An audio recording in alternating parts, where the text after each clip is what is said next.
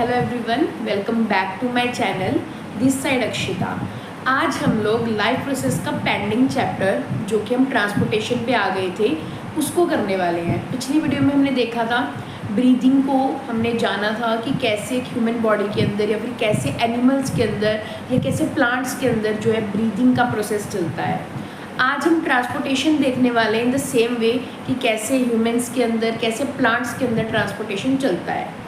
तो ये हर्ट मैंने बनाया है, मतलब ये हर्ट ऐसा हर्ट है जो कि एग्जैक्ट लेबल्ड है, एग्जैक्ट मतलब जो करेक्टली जहाँ पे जो चीज़ होनी चाहिए वहाँ पे वो चीज़ है। एग्जैक्ट ऐसा नहीं होता, मतलब बुक्स में अलग तरीके से होता है, पर मैं ऐसे ही बनाती हूँ। और ये ऐसा हर्ट है जिसमें ना तो नंबर कटेंगे because her cheese exactly labelled है। ठीक है, तो आज हम करने वाले हैं ट्रांसपोर्टेशन इन ह्यूमंस। पहले हम एक बार देख लेते हैं कि क्या क्या होता है एक ह्यूमन हर्ट में। Human heart is a 4 chamber. ठीक है, 4 चैम्बर्स होते हैं इसके, which is right atrium, right ventricle, left atrium and left ventricle. उसके बाद we have a vena cava जो हेल्प करता है कि वो बॉडी पार्ट से ब्लड लेके आए, विच इज़ डीऑक्सीजनेटेड। ठीक है, वो हमारे हर्ट में आता है। अभी हम पूरी प्रोसेसिंग बहुत डिटेल में पढ़ने वाले हैं, तो एक बार हम ऊपर से देख लेते कि हाउ इज़ इट लुक, कैसा दिखता है ये। ठीक है, तो उसके बाद फर्स्ट ऑफ ऑल अगर ट्रांसपोर्टेशन कहें तो ट्रांसपोर्टेशन एक सर्कुलेटरी सिस्टम है। सर्कुलेशन मतलब सर्कुलेट, किसी चीज़ का सर्कुलेशन होना, उसको हम बोलते हैं ट्रांसपोर्टेशन सिस्टम या सर्कुलेटरी सिस्टम। मतलब ट्रांसपोर्टेशन में क्या होता है, हमारा ब्लड जो है वो ट्रांसपोर्ट होता है from one organ to another organ. ठीक है, इसी को ही हम सर्कुलेटरी सिस्टम कहते हैं। उसके बाद जैसे कि लिखा हुआ है, it is a group of organ tissue cells that help in transport nutrients, gases, hormones and waste product throughout the body. जैसे कि मैंने बताया, किसी भी चीज़ का ट्रांसपोर्ट होना, स्पेशली ब्लड का ट्रांसपोर्ट होना या न्यूट्रिएंट्स का या गैसेस का ट्रांसपोर्ट होना, ये ट्रांसपोर्टेशन या फिर सर्कुलेटरी सिस्टम कहलाता है। उसके बाद हम पढ़ने वाले हैं नेक्स्ट, विच इज़ अब सर्कुलेटरी सिस्टम क्या, मतलब किस चीज़ से बना है सर्कुलेटरी सिस्टम। सर्कुलेटरी सिस्टम 3 चीज़ों से बना है, which is blood, vessels and heart. मतलब ब्लड की बहुत ज़्यादा ज़रूरत होती है इसमें, सेकेंड वेसल्स और थर्ड हर्ट तो है ही है। ठीक है, तो हम पहले ब्लड को पढ़ लेते हैं कि ब्लड है क्या एग्जैक्ट। ब्लड एक ऐसा कनेक्टिव टिश्यू है, ऐसा फ्लूइड कनेक्टिव टिश्यू है जो न्यूट्रिएंट्स और वेस्ट प्रोडक्ट को कैरी करता है from one part of the body to the another part of the body. ये हम सबको पता है कि ब्लड में बहुत हाई अमाउंट में हीमोग्लोबिन प्रेजेंट होता है ना, और ये भी हमें पता है ब्लड का क्या काम है, जो कि हमने अभी पढ़ा। अब ब्लड के 2 कंपोनेंट्स होते हैं, विच इज़ प्लाज्मा और एक होता है हमारे पास फॉर्म्ड एलिमेंट्स, जैसा कि लिखा भी हुआ है, एक प्लाज्मा और एक फॉर्म्ड एलिमेंट्स। इनका क्या काम है, देखो प्लाज्मा हमें पता है येलो से कलर का होता है, फ्लूइड सा इसका स्ट्रक्चर होता है, इसका भी फ्लूइड सा होता है ये, और ये 50 to 60% होता है इन द ब्लड। प्लाज्मा की जो क्वांटिटी है वो ज़्यादा होती है as compare to formed elements. ठीक है, और प्लाज्मा क्या काम करता है, कोएगुलेशन ऑफ ब्लड कराता है, ये हमें पता है, इसको हम और डिटेल में भी आगे पढ़ने वाले हैं। बट अगर मैं ऊपर से बताऊँ तो प्लाज्मा क्या कराता है, कोएगुलेशन ऑफ ब्लड, मतलब तुम्हें कोई इंजरी हो गई तो ब्लड को रोकता है वो, वहाँ पे अपनी वो फिब्रिनोजेंस बना देता है, मतलब थ्रेड लाइक स्ट्रक्चर, ऐसे जाल बन जाता है कुछ इस तरीके का, और वहाँ पे उस ब्लड को रोकता है। तो ये किसका काम हुआ, प्लाज्मा का काम हुआ। फॉर्म्ड एलिमेंट्स क्या होते हैं, फॉर्म्ड एलिमेंट जैसे आरबीसीज, डब्ल्यूबीसीज और प्लेटलेट्स। ठीक है, इनको अब हम डिटेलिंग में पढ़ने वाले हैं। अगर आप देखो, मैंने यहाँ एक डायग्राम सा बना रखा है, ये हमें क्या दिखा रहा है कि अगर मैं एक ह्यूमन ब्लड को लेती हूँ तो उसमें हमारे पास जो 50 to 60% जो ऊपर आपको येलो कलर में दिख रहा है वो प्लाज्मा दिख रहा है, जो कि 50 to 60% होता है, और नीचे आपको रेड कलर के फॉर्म्ड एलिमेंट्स दिख रहे हैं जो अबाउट, मतलब ज़्यादा नहीं होते पर होते हैं बॉडी में, पर इनकी इम्पोर्टेंस बहुत है बॉडी में। ठीक है, तो उसके बाद अब हम पढ़ते हैं अपने फॉर्म्ड एलिमेंट्स को, जो कि थे आरबीसीज, डब्ल्यूबीसीज और प्लेटलेट्स। आरबीसीज को हम इरिथ्रोसाइट्स बोलते हैं आरबीसीज का अगर हम साइंटिफिक नाम देखें तो उसको हम बोलते हैं इरिथ्रोसाइट्स। और ये बायकनकेव इन शेप होते हैं। बायकनकेव जैसे कि मैंने ये शेप बना भी रखी है यहाँ पे, ये वाली जो शेप होती है वो किसकी होती है, आरबीसीज की होती है। ये ह्यूमन बॉडी में कितने होते हैं, 5 to 5.5 मिलियन पर क्यूबिक मिलीमीटर। मतलब आपको ये लास्ट की डायमेंशन भी याद रखनी है, बिकॉज कई बार डायमेंशन चेंज हो के आ जाती है और नंबर वहाँ फिर इंक्रीज डिक्रीज हो जाता है। तो ये मैंने एक नॉर्मल वे में बताया कि 5 to 5.5 होते हैं इन द ह्यूमन ब्लड, ठीक है। और इसकी फॉर्मेशन कहाँ होती है, बोन नैरो में फॉर्मेशन होती है आरबीसीज की। और लाइफ स्पैन कितनी होती है, 120 डेज़ की लाइफ स्पैन होती है। मतलब 120 डेज़ के बाद ये दोबारा बनते हैं, फिर डिस्ट्रॉय होते हैं, फिर दोबारा बनते हैं, फिर डिस्ट्रॉय होते हैं। डिस्ट्रॉय कहाँ पे होते हैं, स्प्लीन में। स्प्लीन में डिस्ट्रॉय होते हैं। बनते कहाँ पे हैं, बोन नैरो में बनते हैं। जैसे कि मैंने लिखा है formation in the bone marrow and graveyard, मतलब जहाँ पे डिस्ट्रॉय होते हैं वो कहाँ पे है, स्प्लीन में, ठीक है। और लाइफ स्पैन कितनी है, 128 डेज़ की इनकी क्या है, लाइफ स्पैन है। उसके बाद ये इनका काम क्या होता है, ये हेल्प करते हैं in the transport of O2 and CO2। O2 और CO2 के ट्रांसपोर्टेशन में ये क्या करते हैं, हेल्प करते हैं। उसके बाद हमारे पास सेकेंड फॉर्म्ड एलिमेंट है WBC। WBC को हम ल्यूकोसाइट्स बोलते हैं, उसको हम एरिथ्रोसाइट्स बोलते थे, इसको ल्यूकोसाइट्स बोलते हैं। ये 5000 to 10,000 इन नंबर होते हैं, ठीक है। ये होते हैं फाइट वाले सेल्स जो हमारी बॉडी में इन्फेक्शन से फाइट करते हैं। कोई डिसीज़ या कोई इन्फेक्शन या कोई वायरल ऐसा कुछ हो गया है हमारी बॉडी में, तो उनसे लड़ते हैं, फाइट विद एनी डिसीज़, क्योंकि एंटीबॉडीज सिक्रेट करते हैं। क्योंकि यही इसका एक बहुत इंपॉर्टेंट काम है, ये एंटीबॉडीज सिक्रेट करते हैं और फाइट करते हैं विद एनी डिसीज़ जो भी हमारी बॉडी में हो जाती है। अब थोड़ी सी एडिशनल इन्फॉर्मेशन है from the out of the NCERT। WBCs दो तरह के होते हैं, ग्रेनुलोसाइट्स एंड एगेन। ग्रेनुलोसाइट्स में 3 तरह के जो है आगे सेल्स होते हैं, which is neutrophils, basophils and acidophils. I again repeat, neutrophils, basophils and acidophils. उसके बाद अब आगे आता है कि न्यूट्रोफिल्स कितने प्रेजेंट होते हैं। मतलब न्यूट्रोफिल्स वो सेल हैं जो सबसे ज़्यादा अमाउंट में प्रेजेंट होते हैं इन द WBCs, वो 62% प्रेजेंट होते हैं। बेसोफिल्स 1 to 2% और एसिडोफिल्स 2 to 4%। अब बेसोफिल्स क्या करते हैं, हेपेरिन सिक्रेट करते हैं। हेपेरिनिक एंजाइम लगा लो है जो हमारी बॉडी में कोएगुलेशन ऑफ ब्लड में हेल्प करता है, तो वो कौन सिक्रेट करते हैं, बेसोफिल्स। ग्रेनुलोसाइट्स में 2 तरह के होते हैं, which is monocytes and lymphocytes. एग्रेनो मतलब जैसे कि मैंने आपको बताया जिसमें ग्रेन्स नहीं होते, ग्रेन्यूल्स नहीं होते, उसको मैं ग्रेनुलोसाइट्स बोलते हैं। ये 2 तरह के होते हैं, which is monocytes and lymphocytes. Lymphocytes ज़्यादा होते हैं, विच इज़ 30%, एंड जो मोनोसाइट्स होते हैं वो 5% होते हैं। ये हमने पढ़ लिया WBCs के बारे में। अब हम पढ़ेंगे प्लेटलेट्स। प्लेटलेट्स हमको पता है क्या काम करती हैं in the body. Platelets blood clotting में हेल्प करती हैं, बिकॉज ये थ्रोम्बोप्लास्टिन रिलीज़ करता है। जो प्लेटलेट्स होती हैं वो थ्रोम्बोप्लास्टिन रिलीज़ करती है ताकि ब्लड की क्लॉटिंग हो सके। क्लॉटिंग आप समझ रहे हैं, जैसे इंजरी हो गई तो ब्लड रुक जाए वहाँ पे, वो भये ना, तो उसमें कौन हेल्प करता है, प्लेटलेट्स।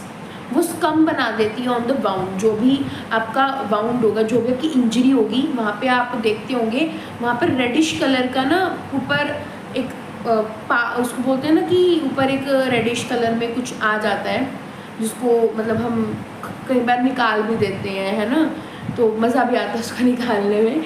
पर वो जो रेडिश ऊपर आता है उसको ही हम स्कम बोलते हैं। ऑन द इंजरी जो आता है उसको हम स्कम बोलते हैं। तो वो किसकी वजह से होता है, वो प्लेटलेट्स की वजह से होता है। उसके बाद मैंने कहा था सर्कुलेटरी सिस्टम हमारा 3 तरह, मतलब 3 उसमें ज़रूरत है। जो एक मैंने आपको बताया था ब्लड, जो कि हमने अभी पढ़ा कि ब्लड में क्या क्या काम होता है, प्लाज्मा और फॉर्म्ड एलिमेंट्स कैसे, हमने जो पढ़ा वो। सेकंड मैंने आपको बताया था ब्लड वेसल्स की बहुत ज़रूरत होती है for the circulatory system. Third मैंने आपको बताया था हार्ट। तो अभी हमने फर्स्ट पढ़ लिया विच इज़ ब्लड, अब हम सेकंड पढ़ेंगे ब्लड वेसल्स। ब्लड वेसल्स हमें पता है कितनी तरह की होती हैं, 3, आर्टरीज, वीन्स और कैपिलरीज। ये 3 हमारे पास ब्लड वेसल्स होती हैं। आर्टरीज और वीन्स को हम आगे बहुत डिटेल में पढ़ने वाले हैं। तो एक बार कैपिलरीज को पढ़ लेते हैं। कैपिलरीज बहुत थिन होती है, ये एक थिन ब्लड वेसल है, थिन मतलब समझ रहे हो, पतली पतली ब्लड वेसल है ये, जो एक्सचेंज ऑफ मटेरियल में हेल्प करती है। ये ना सिर्फ यहाँ बल्कि ये हमारे ब्रीदिंग में भी बहुत हेल्प करती है कैपिलरीज, जैसे हमने पढ़ा भी था। ये ट्रांसपोर्टेशन में भी बहुत हेल्प करती हैं। तो और ये आगे आप जब एक्सक्रीशन पढ़ोगे तो आप वहाँ देखोगे कि वहाँ पे भी ये बहुत हेल्प करती हैं। क्यों? बिकॉज इसका काम ही है कि वो मटेरियल को एक्सचेंज करती है। ठीक है, तो अब उसके बाद अब हम थोड़ा सा और डिटेल में जाते हैं इसके, विच इज़ आर्टरी और वेन। मैंने कहा था कि हम बहुत डिटेल में पढ़ने वाले हैं आगे। तो ये एक ऐसा डिफरेंस है जो मतलब बहुत बार आता है, बहुत बार रेपिटेटिवली रिपीट भी होता है। तो मतलब ये स्टार है इस लेक्चर का इस टाइम। ठीक है, तो आर्टरी और वेन के हमें डिफ्रेंशिएशन पता होना चाहिए। अगर मैं अब एक तरफ मैंने पैरामीटर्स लिखे हैं और एक तरफ इनको डिफ्रेंशिएट किया है। तो अगर मैं पैरामीटर की बात करूँ, direction of blood flow, blood flow कैसे किस डायरेक्शन में होता है आर्टरीज और वेन्स में।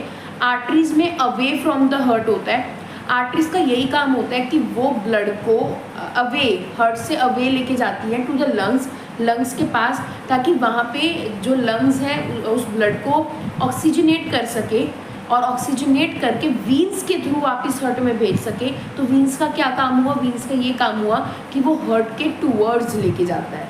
ठीक है, ये हमने पढ़ लिया डायरेक्शन। फिर नेचर ऑफ ब्लड कैसा होता है? Generally oxygenated. अब देखो जैसे कि मैंने आपको बताया कि ये होती है जो मैंने आर्टरी की आपसे बात की ना कि ये अवे फ्रॉम द हार्ट लेके जाता है, और वीन को मैंने वीन का बताया कि टूवर्ड्स द हार्ट लेके आता है। ये मैंने पुल्मोनरी आर्टरी और पुल्मोनरी वीन के रिस्पेक्ट में बात की है। बट अगर मैं जनरली बात करूँ, मतलब जनरली आर्टरीज का क्या काम है या जनरली वीन्स का क्या काम है, तो आर्टरी का ऑक्सीजनेटेड ब्लड को कैरी करने का काम है। ये क्वेश्चन आता है कि आपने बोला कि वो हार्ट से लेके जाती है, अगर हार्ट से लेके जा रही है वो टू द लंग्स, तो वो तो डीऑक्सीजनेटेड ब्लड को लेके जाना चाहिए उसको, है ना। पर ये मैंने जनरली यहाँ पे वर्ड का यूज़ किया है। जनरली इसकी नॉट फॉर द पुल्मोनरी आर्टरी, ये ऑल ऑफ द आर्टरीज के लिए है। ऑल ऑफ द आर्टरीज लगभग ऑक्सीजनेटेड ब्लड लेके जाती हैं और वीन्स जनरली डीऑक्सीजनेटेड ब्लड लेके जाती हैं। तो ये थोड़ा सा एक इम्पॉर्टेंट पॉइंट है जो दिमाग में रखना है। उसके बाद पोजीशन, ये थोड़ा डीप सीटेड होती हैं, मतलब इनकी गहराई ज़्यादा होती है और ये सुपरफिशियल होती हैं। नेचर ऑफ वॉल कैसी होती है? आर्टरीज में प्रेशर बहुत ज़्यादा लगता है, इस वजह से इनकी जो वॉल होती है वो थोड़ी मोटी होती है और इलास्टिक होती है ज़्यादा। और वीन जो होती है थोड़ी सी पतली होती है, थिनर होती है और लेस इलास्टिक होती है। प्रेशर और स्पीड क्या होता है? जैसे कि मैंने आपको बताया कि आर्टरीज में प्रेशर ज़्यादा होता है, फास्टर होता है, इसी वजह से वो थिक भी होती है। तो यहाँ पे pressure and speed high pressure होगा, पी मतलब प्रेशर, और फास्टर होंगी, और यहाँ पे लो प्रेशर और स्लो होंगी। उसके बाद वॉल्व्स हमारे पास आते हैं। वॉल्व्स एब्सेंट होती हैं यहाँ पे और वीन्स में प्रेजेंट होती हैं। वॉल्व्स के बारे में हम आगे पढ़ेंगे, मैं आपको कैसी वॉल्व्स की बात कर रही हूँ वो हम आगे पढ़ेंगे। अभी हमने ये भी पढ़ लिया कि ब्लड वेसल्स कितनी तरह की होती हैं, क्या क्या काम होता है, हमने सब पढ़ लिया। अब हमारी बात आती है ह्यूमन हार्ट पे। ह्यूमन हार्ट एक इम्पॉर्टेंट पार्ट है बॉडी का। अगर ये रुक गया तो आप लगा लो आपकी ज़िंदगी रुक जाती है, क्योंकि यही एक ऐसा ऑर्गन है जो हमारी पूरी बॉडी में ब्लड को ट्रांसपोर्ट कर रहा है ना, with the help of pumping, मतलब पंप करता है ब्लड को। तो ये इसका काम है। तो ह्यूमन हार्ट जो होता है क्लेंच्ड फिस्ट साइज होता है। क्लेंच्ड फिस्ट साइज मतलब मुट्ठी जितना साइज। इसका कितना साइज होता है? मुट्ठी जितना साइज होता है हार्ट का। थिक मस्कुलर होती है, बिकॉज प्रेशर निकलता है आता है, निकलता है आता है, तो इसी वजह से ये थिक मस्कुलर होती है। रेडिश ब्राउन कलर होता है। ठीक है, मैं ये वाले हार्ट की बात नहीं कर रही हूँ। हार्ट इज़ लाइक जो हम साइंटिफिकली पढ़ते हैं, जैसे कि मैंने आपको दिखाया था पहले हार्ट में, उस हार्ट की बात कर रही हूँ। ठीक है, located in thoracic cavity between the lungs. जो हमारी लंग्स थी, जो कि हमने लास्ट लेक्चर में देखा था कि हमारी लंग्स कहाँ प्रेजेंट होती हैं, है ना, वहीं पे ही नीचे उस थोरेसिक कैविटी में लंग्स के बीच में ही हार्ट प्रेजेंट होता है, ठीक है। It has the protective layer called pericardium, और जो हार्ट होता है, हार्ट के अराउंड एक लेयर होती है जिसको हम बोलते हैं पेरिकार्डियम, जो उसको प्रोटेक्ट करती है। इसके 4 चैम्बर होते हैं, जैसे कि मैंने आपको पहले भी बताया था। वो 4 चैम्बर कौन से हैं? 2 ऑरिकल्स होते हैं और 2 वेंट्रिकल्स होते हैं। एक राइट आर्ट्रियम, लेफ्ट आर्ट्रियम, और राइट वेंट्रिकल, लेफ्ट वेंट्रिकल। ये हमने पढ़े थे 4 चैम्बर। एक बार नहीं कुछ और, हम एक बार दोबारा से हार्ट के डायग्राम को देख लेते हैं। देखो, अब मैं एक बार थोड़ा सा और ऊपर से बता देती हूँ। देखो, यहाँ से आप एरोस तो देख ही रहे होंगे, इस फिगर में एरोस दिख रहे हैं कि सुपीरियर वेना कावा से क्या आएगा? ब्लड आएगा इस डायरेक्शन में। जो मैं कलर चेंज करती हूँ, आपको और अच्छे से डिस्क्राइब होंगी चीज़ें। देखो, सुपीरियर वेना कावा से यहाँ से ब्लड आएगा, ठीक है। अभी डीऑक्सीजनेटेड ब्लड आएगा। कौन सा? जिसमें ऑक्सीजन नहीं है, डीऑक्सीजनेटेड ब्लड आएगा, यहाँ से आएगा, ठीक है। आया, राइट आर्ट्रियम में पहुँचेगा। राइट आर्ट्रियम, ये मतलब मैंने कहा था 4 चैम्बर होते हैं, मैंने बोला था ये। तो देखो, ये 4 चैम्बर, 1 2 3 और ये 4, ये 4 चैम्बर हार्ट हो गया हमारा।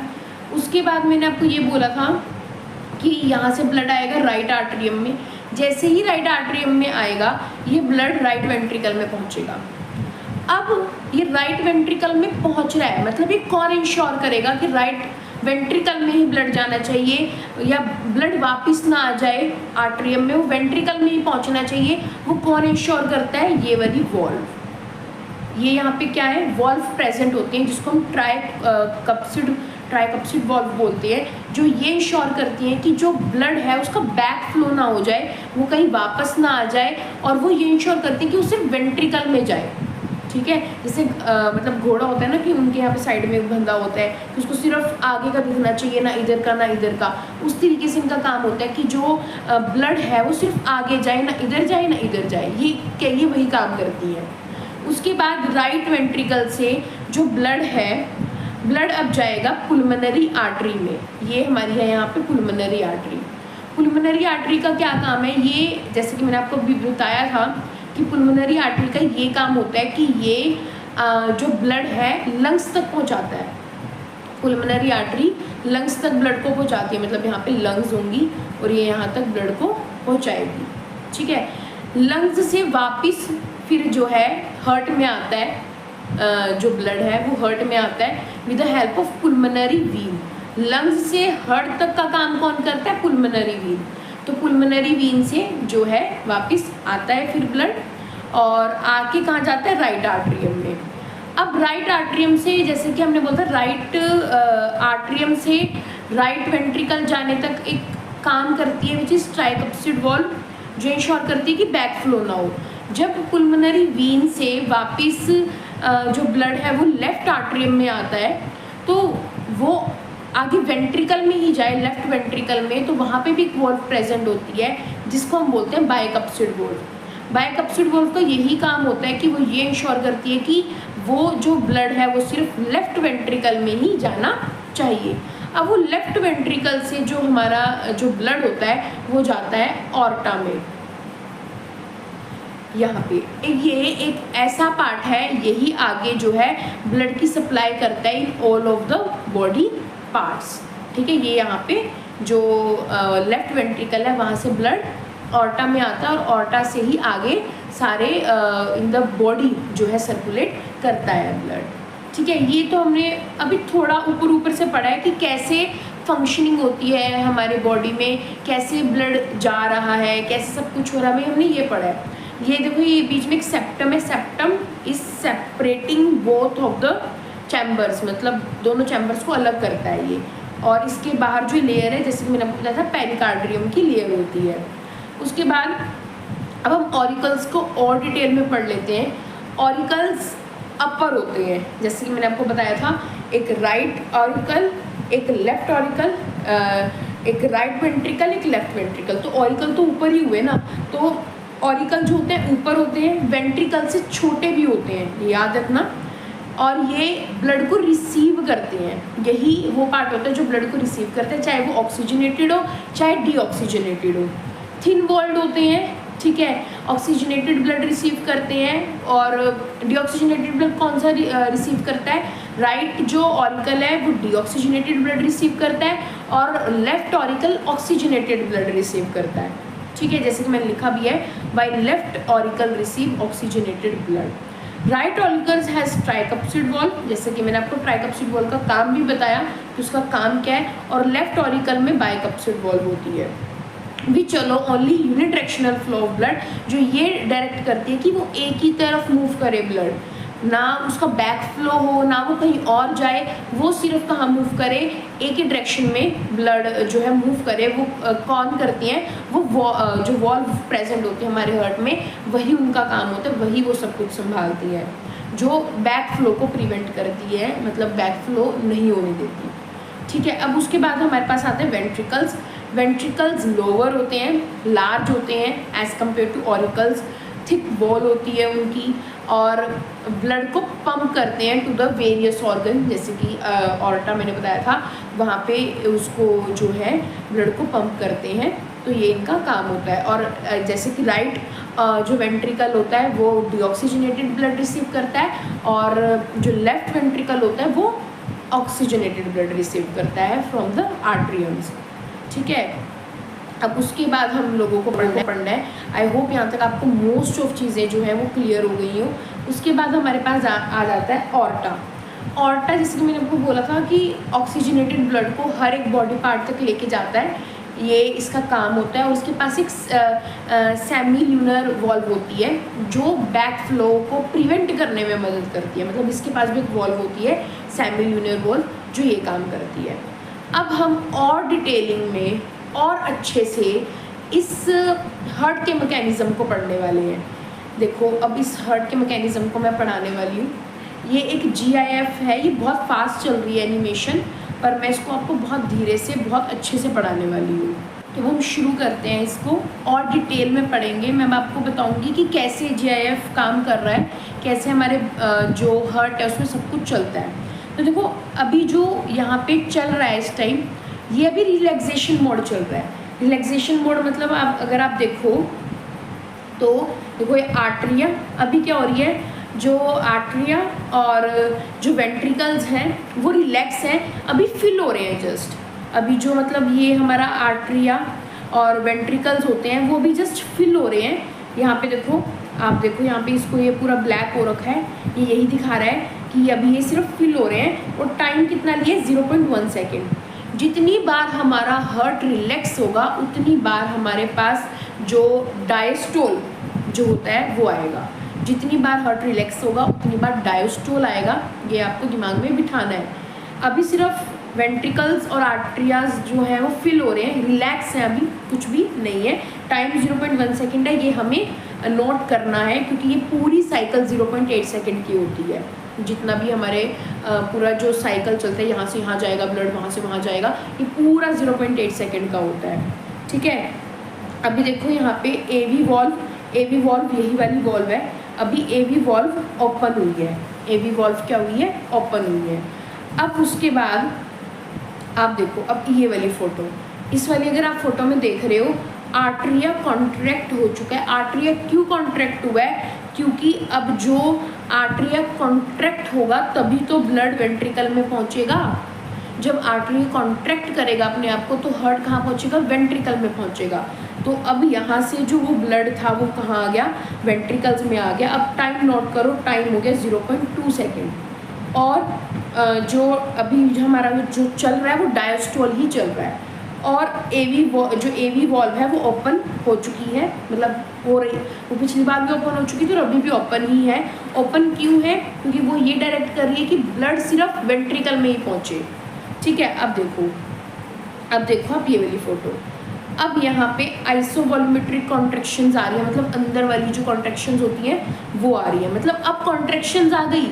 जहाँ मैंने कहा था जहाँ कॉन्ट्रैक्शंस नहीं होंगी वहाँ डायस्टोल चलेगा, और जहाँ कॉन्ट्रैक्शंस होंगी वहाँ साइस्टोल आ जाएगा। अभी देखो यहाँ पे कॉन्ट्रैक्शंस आई, मतलब यहाँ इस पार्ट में कॉन्ट्रैक्शन आई, जैसी कॉन्ट्रैक्शन आई साइस्टोल चेंज हो गया और टाइम हमारा 0.3 सेकेंड भी हो गया और हमारी AV वॉल्व क्लोज हो गई। AV वॉल्व क्लोज हो गई मतलब यहाँ पे जो ट्राइकप्सिड वॉल्व थी वो क्लोज हो गई, क्योंकि अब जो सारा जो ब्लड है वो वेंट्रिकल तक पहुँच चुका है। अब वो ये भी इंश्योर करेगी वो बैक फ्लो ना हो जाए ब्लड का, इस वजह से जो यहाँ पे ट्राइकप्सिड वॉल्व है वो बंद हो चुकी है। आई होप आपको इतना क्लियर हुआ हो कैसे ब्लड यहाँ से यहाँ तक पहुँचा और कैसे सिस्टम चल रहा है हमारे पूरे हार्ट में। अब देखो, अब नेक्स्ट देखो, अब वेंट्रिकल कॉन्ट्रैक्ट इजेक्शन। अब वेंट्रिकल्स कॉन्ट्रैक्ट हो चुके हैं, मतलब वेंट्रिकल्स आगे भेजेंगे ब्लड को पुल्मोनरी आर्टरी में, तो क्या हो चुके हैं, वेंट्रिकल्स कॉन्ट्रैक्ट हो चुके हैं। मतलब ये वाला जो पार्ट है वो क्या हो चुका है, कॉन्ट्रैक्ट हो चुका है। और टाइम कितना हो गया 0.4, पहले 0.3 था, अब 0.4 सेकेंड हो चुके हैं। साइस्टोल ही है क्योंकि अभी कॉन्ट्रैक्शन ही चल रही है, जितनी बार कॉन्ट्रैक्शन चलेगी उतनी बार साइस्टोल चलेगा। और AV वॉल्व क्लोज हो चुकी थी, अब SL वॉल्व खुल गई है। SL वॉल्व कौन सी थी, SL वॉल्व हमारी वो थी सेमील्यूनर वॉल्व। सेमील्यूनर वॉल्व जो है हमारी ओपन हो चुकी है, क्योंकि अब जो ब्लड है वो पुल्मोनरी आर्टरी में जाने वाला है। आई होप आपको इतना क्लियर हुआ हो। उसके बाद अब आप नेक्स्ट फोटो देखो। अभी देखो वही वेंट्रिकल कॉन्ट्रैक्शन चल रही है, मतलब ब्लड अभी भी वहीं जा रहा है। टाइम 0.5 सेकेंड है, साइस्टोल ही है, same in the same way SL valve open ही है, वही सब कुछ है, मतलब वही प्रोसेस चल रहा है अभी भी। अब देखो नेक्स्ट अगर आप देखोगे, अब ये 0.6 सेकेंड वाला, अब क्या हुआ है, आइसोवॉल्यूमेट्रिक रिलैक्सेशन आ गई है। मैंने कहा था जितनी बार रिलैक्सेशन आएगी उतनी बार डायस्टोल आएगा। अब देखो रिलैक्सेशन हो चुकी है, मतलब यहाँ से ब्लड आगे जा चुका है, ये वाला पार्ट रिलैक्स हो चुका है, ये वाला पार्ट अभी रिलैक्स है। और मैंने यही कहा था जितनी बार रिलैक्सेशन आएगी उतनी बार डायस्टोल आएगा। देखो 0.6 सेकेंड हो चुके, पहले 0.5 था, अब 0.6 हो चुके हैं। कितने टाइम की साइकिल बताई मैंने पूरी है 0.8, और 0.8 की ही ये साइकिल चलती है। रिलैक्सेशन, डायस्टोल, SL वॉल्व भी, SL जो वॉल्व है सेमील्यूनर वॉल्व वो भी क्लोज हो चुकी है। क्यों, क्योंकि हार्ट जो ब्लड है वो आगे जा चुका है पुल्मोनरी आर्टरी से। ठीक है, अब देखो नेक्स्ट देखो 0.7 सेकेंड पे, 0.7 सेकेंड पे क्या होगा, 0.7 सेकेंड पे वापस से आर्टरिया वेंट्रिकल्स फिल होने स्टार्ट होंगे। पर कौन से, लेफ्ट वाले। पहले कौन से फिल हो रहे थे, राइट वाले, अब लेफ्ट वाले, क्योंकि अब वीन्स से वापस जो ब्लड है वो हमारे लेफ्ट वेंट्रिकल्स और आर्टरी ऑरिकल्स में पहुंच रहा है, तो वापस से वो फिल होंगे। वापस अभी रिलैक्सेशन है और डायस्टोल है, 0.7 सेकेंड का टाइम है। AV वॉल्व वापस से ओपन हो गई, मतलब जो यहाँ पे बाइकप्सिड वॉल्व होती है वो ओपन हो चुकी है।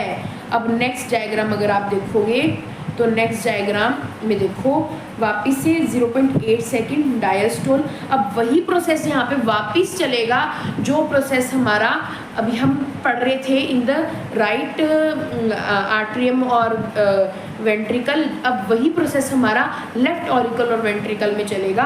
अब सेम देखो आर्ट्रिया फिर अभी मतलब अभी फिल हो रहे हैं, 0.8 सेकेंड डायस्टोल। AV वॉल्व जो है ओपन है, वापस से यहाँ आएगा, फिर ये वाला प्रोसेस, फिर ये वाला प्रोसेस वापस से चलेगा। तो इसी ही तरीके से 0.8 सेकेंड में हमारा जो पूरा ब्लड है वो इस पूरे हार्ट में रेगुलेट करता है। 0.8 सेकेंड के बाद to all of the body parts में ब्लड जाता है। आई होप आपको ये इतनी चीज़ क्लियर हुई हो कि कैसे फंक्शनिंग चल रही है हमारे हार्ट में, कैसे सब कुछ मैनेज हो रहा है। आई होप आपको ये इतना समझ आया हो। अब हम लोग पढ़ने वाले हैं डबल सर्कुलेशन। आई होप जितना मैंने आपको अभी तक पढ़ाया कि कैसे हमारा हार्ट की फंक्शनिंग चल रही है, कैसे सब कुछ हो रहा है, वो आपको समझ आया हो। अब हम पढ़ रहे हैं डबल सर्कुलेशन। डबल सर्कुलेशन क्या होता है, एक ऐसा प्रोसेस जिसमें 2 बार ब्लड हमारे हार्ट से जा रहा हो ताकि मोर O2 रिच ब्लड जो है हमारी बॉडी को मिल सके। जैसे कि अगर मैं आपको इसमें दिखाऊँ, देखो जो वेना कावा है, बीच में हम लोगों का हार्ट यहाँ पे दिख रहा है, और जो वेना कावा है, वेना कावा जो है वो लेके आ रहा है डीऑक्सीजनेटेड ब्लड को यहाँ पे लेके आया और फिर वो with the help of pulmonary artery वो लंग्स में पहुँच रहा है। ये लंग्स हैं जहाँ पे जो डीऑक्सीजनेटेड ब्लड है वो ऑक्सीजनेट हो रहा है, ऑक्सीजनेट होके पुल्मोनरी वेन से वापस हार्ट में आ रहा है, हार्ट में आके वो ऑर्टा से जा रहा है। ऑर्टा क्या काम कर रहा है, ऑर्टा पूरी बॉडी में जो है उस ब्लड को ऑक्सीजनेटेड ब्लड को घुमा रहा है और फिर जब जो डीऑक्सीजनेटेड ब्लड होता है वो वापस वेना कावा के थ्रू हार्ट में जा रहा है। इसी पूरे प्रोसेस को हम क्या बोलते हैं, डबल सर्कुलेशन बोलते हैं। इसी पूरे प्रोसेस को हम क्या बोलते हैं, डबल सर्कुलेशन बोलते हैं। अब उसके बाद अभी तक हमने ट्रांसपोर्टेशन इन ह्यूमंस कैसे होती है हमने वो पूरा पढ़ लिया है। अब हम पढ़ेंगे ट्रांसपोर्टेशन इन प्लांट्स कि प्लांट्स में ट्रांसपोर्टेशन कैसे होती है। देखो ट्रांसपोर्टेशन क्या है, इम्पॉर्टेंट प्रोसेस है फॉर द ह्यूमंस और फॉर द प्लांट्स टू। मतलब प्लांट्स के लिए भी बहुत ज़्यादा क्या बोलते हैं उसको, एक इम्पॉर्टेंट प्रोसेस हम जो है कह सकते हैं उनके लिए है। आगे अब जो ट्रांसपोर्टेशन प्लांट्स के अंदर चलता है वो किस में हेल्प करता है कि न्यूट्रिएंट्स जो हैं पूरे प्लांट में पहुंच सके, इस वजह से ट्रांसपोर्टेशन होता है प्लांट्स में। जैसे कि मैं लिख रखा है the process involve the transportation of water and necessary nutrients to all part of the plant for its survival. ये हमारे प्लांट में चलता है। अब जाइलम जो है वो वाटर को ट्रांसपोर्ट करता है। तो हम छोटे होते से पढ़ते आ रहे हैं कि जाइलम का क्या काम है, और फ्लोएम क्या करता है, फूड को ट्रांसपोर्ट करता है। अब एक सुंदर सा डायग्राम मैंने बनाया है ये, इसमें क्या है, ये प्लांट है जो ये लीफ है, ये लीफ क्या कर रहा है, लीफ इस टाइम पे ग्लूकोज बना रहा है। लीफ क्या होता है, यहाँ पे क्लोरोफिल प्रेजेंट होता है, ग्रीन पिगमेंट प्रेजेंट होता है, फोटोसिंथेसिस होती है, तो यहाँ खाना बनता है प्लांट का, है ना। तो यहाँ पे क्या हो रहा है, जो रूट्स हैं, रूट्स से तो वाटर जा रहा है ऊपर जो वाटर पूरा जो बड है वहाँ तक जाएगा, फ्रॉम नीचे से पूरा टॉप तक वाटर जाता है। और जहाँ जहाँ लीफ होता है वहाँ पे भी वाटर जाता है, वहाँ पे वाटर जाके और वहाँ से जो ग्लूकोज है, ग्लूकोज आता है, ग्लूकोज निकलता है और वो रूट्स तक जाता है। मतलब नीचे से वाटर जा रहा है, जो जाइलम जो है वो वाटर का काम करता है ऊपर तक पहुंचाने में, और जो जहाँ लीफ है वह खाना बनता है, वहाँ खाना बनेगा तो वहाँ पे क्या होगा, वहाँ से जो खाना है वो रूट्स तक जाता है, और वो काम कौन करता है, फ्लोएम। तो ये यहाँ पे मैंने इस फिगर में उसको शो किया है कि कैसे वर्किंग चलती है फ्लोएम और जाइलम की, ठीक है। अब उसके बाद एक इम्पॉर्टेंट हमारे पास ये भी स्टार है इस लेक्चर का, ये भी इम्पॉर्टेंट है बहुत ज़्यादा कि कैसे जाइलम और फ्लोएम काम करते हैं। जाइलम मिनरल और वाटर को ट्रांसपोर्ट करता है from roots to the upper part, और फ्लोएम जो है न्यूट्रिएंट्स एंड फूड को ट्रांसपोर्ट करता है leaves to the growing parts of the plant, ठीक है, जैसे कि मैंने इसमें यहाँ लिखा है। जाइलम जो है वो यूनिडायरेक्शनल होता है, मतलब वो एक ही डायरेक्शन मूव करेगा, नीचे से ऊपर ही मूव करेगा। पर फ्लोएम बाई डायरेक्शनल होता है, अगर वो लीव से निकल रहा है तो ऊपर भी मूव कर सकता है, नीचे भी मूव कर सकता है। ये किसका काम है, फ्लोएम का। उसके बाद xylem, it contains xylem sclerenchyma. अब जाइलम के 4 पार्ट्स होते हैं आगे, xylem sclerenchyma, xylem parenchyma, tracheids, vessel and vessel elements, ठीक है। और फ्लोएम का ये इसमें भी 4 पार्ट होते हैं आगे, which is companion cells, phloem parenchyma, sieve tubes and phloem fibres. ये 4 पार्ट इसके हैं और 4 पार्ट ही इसके हैं। उसके बाद हमारे पास एक बहुत इम्पॉर्टेंट टर्म आती है विच इज़ ट्रांसलोकेशन। ट्रांसलोकेशन बहुत बार आपको मैचिंग में मिल जाता है, आपको कहीं पर डेफिनेशन पूछ लेते हैं कि ट्रांसलोकेशन की डेफिनेशन क्या है। Translocation in plant is the movement of materials such as nutrients, water from one part of the plant to another. मतलब मूवमेंट होना वाटर का, फूड का, न्यूट्रिएंट्स का from one part to the another, इसी को हम ट्रांसलोकेशन बोलते हैं। और ये सिर्फ आपको ये जो टर्म है वो सिर्फ प्लांट्स के लिए यूज़ की गई है, ठीक है। अब उसके बाद हमारे पास एक इम्पॉर्टेंट टॉपिक आता है विच इज़ ब्लड प्रेशर, जो कि ह्यूमंस में हम लोग मापते हैं, ब्लड प्रेशर जिसको हम बोलते हैं।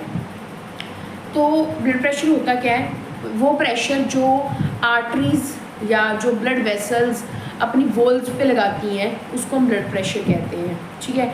The blood pressure exerted by the blood when it flows through the blood vessel is called blood pressure. ठीक है, उसको हम क्या बोलते हैं? ब्लड प्रेशर बोलते हैं। अब हमारे पास दो तरह के ब्लड प्रेशर होते हैं, एक ऊपर का एक नीचे का, डायस्टोलिक एंड साइस्टोलिक।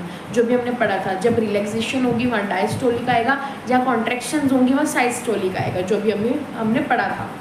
तो डायस्टोलिक क्या होता है? Pressure on the walls of arteries when heart is feeling.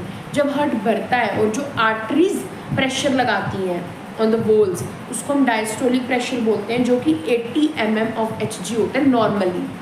60 to 80 हम बोल सकते हैं, नॉर्मली इतना होता है। फिर आते हैं हमारे पास साइस्टोलिक। साइस्टोलिक क्या होता है? Pressure on the wall of arteries when heart is pumping. ये तब था जब फिल हो रही थी, ये तब है जब पंप कर रहा है हार्ट ब्लड को। तो यहाँ पे जो होता है साइस्टोलिक प्रेशर आता है, जो नॉर्मली 90 to 120 बोलते हैं, नॉर्मल होता है mm ऑफ Hg में। ठीक है, और किस डिवाइस से हम इसको मेज़र करते हैं? बीपी, जिसको हम बीपी बोलते हैं। किससे मेज़र करते हैं ब्लड प्रेशर को? स्फिग्मोमोमैनोमीटर से हम इसको मेज़र करते हैं। उसके बाद हमारे पास आ जाता है लिम्फ। लिम्फ भी एक इम्पॉर्टेंट फ्लूइड है हमारी बॉडी का। जिस तरीके से हमने उसको पढ़ा ना ब्लड को, उस तरीके से हम लिम्फ को पढ़ेंगे कि लिम्फ का क्या काम है। लिम्फ क्या होता है? जब ब्लड आपके कैपिलरीज से जाता है तो वहाँ पे मतलब कैपिलरीज से टिश्यू में जाता है, तो वहाँ पे कुछ प्लाज्मा जो है WBCs के साथ बाहर आ जाता है। मतलब ये आपकी ब्लड वेसल है, कैपिलरी है लगा लो, यहाँ से ब्लड जा रहा है। तो इस ब्लड में कुछ जो प्लाज्मा होगा ना, और मतलब जैसे आपके यहाँ पे ऐसे टिश्यूज़ होते हैं, ये टिश्यूज़ हो गए, तो यहाँ से ना कुछ जो प्लाज्मा है वो बाहर आ जाएगा WBCs के साथ। WBCs प्लस जो प्लाज्मा है वो बाहर आ जाते हैं, और वो क्या बनाते हैं? वो मतलब ये जो स्पेस होता है ना, इसको फिल कर देते हैं। और जब ये इस इंटरस्टिशियल स्पेस को फिल कर देते हैं तो वो इंटरस्टिशियल फ्लूइड बन जाता है, और उस इंटरस्टिशियल फ्लूइड को ही हम लिम्फ बोलते हैं, जो स्पेस में भरकर उसको न्यूट्रिएंट्स प्रोवाइड करता है। ठीक है, उस टिश्यू को न्यूट्रिएंट्स प्रोवाइड करता है, क्योंकि यहाँ तक जो है वो ब्लड वो नहीं जा पा रहा है। ठीक है, यहाँ तक ऑक्सीजन नहीं जा पा रही है, तो वो काम कौन करता है? वो लिम्फ काम करता है। तो हमने यही लिखा है, जो लिम्फ है इम्यूनिटी प्रोवाइड करता है, लिम्फ न्यूट्रिएंट हार्मोन्स प्रोवाइड करता है, लिम्फ जो है फैट की एब्जॉर्प्शन भी करता है। That's all for the today video guys. अगर अभी भी कोई आपको डाउट आता है कि ट्रांसपोर्टेशन में कोई डाउट हो या उससे पहली वीडियो में कोई डाउट हो, तो आप मुझे कमेंट कर सकते हैं, और अगली वीडियो में हम एक्सक्रीशन के टॉपिक के साथ मिलेंगे। तब तक के लिए आप इसको रिवाइज करिए, and like share and subscribe to my channel. Thank you.